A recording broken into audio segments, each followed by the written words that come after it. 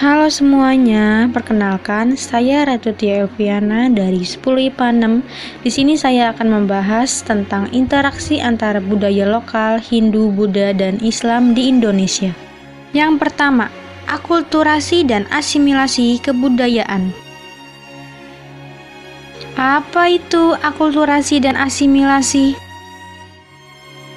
Jauh sebelum agama Hindu, Buddha, dan Islam masuk, masyarakat Nusantara telah memiliki kebudayaannya sendiri. Dalam sistem kepercayaan, misalnya, masyarakat purba Nusantara telah mengenali bentuk kepercayaan animisme dan dinamisme. Animisme berasal dari bahasa Latin anime yang artinya jiwa atau roh. Kepercayaan animisme yaitu mempercayai bahwa setiap benda di bumi ini mempunyai jiwa atau roh yang mesti dihormati. Dinamisme berasal dari bahasa Yunani dinamis yang berarti kekuatan.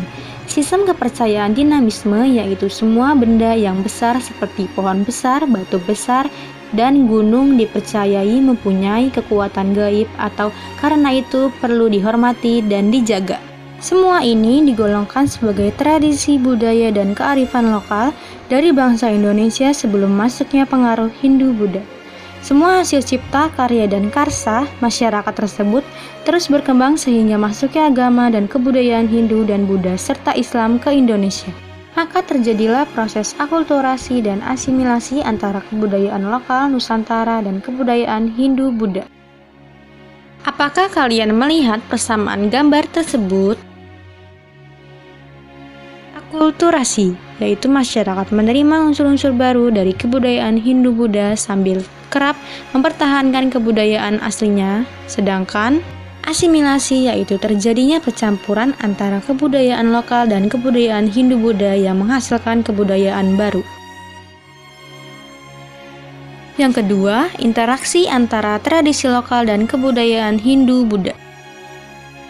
Sebelum agama dan kebudayaan Islam masuk mulai abad ke-7 dan berkembang pesat sejak abad ke-13, pengaruh Hindu-Buddha sudah berlangsung selama berabad-abad. Tidak heran agama dan kebudayaan Hindu-Buddha sudah menjadi bagian dari agama dan kebudayaan masyarakat Indonesia. Dengan datangnya agama Hindu-Buddha, masyarakat mulai mengenal aksara, Pallava, dan Nagari.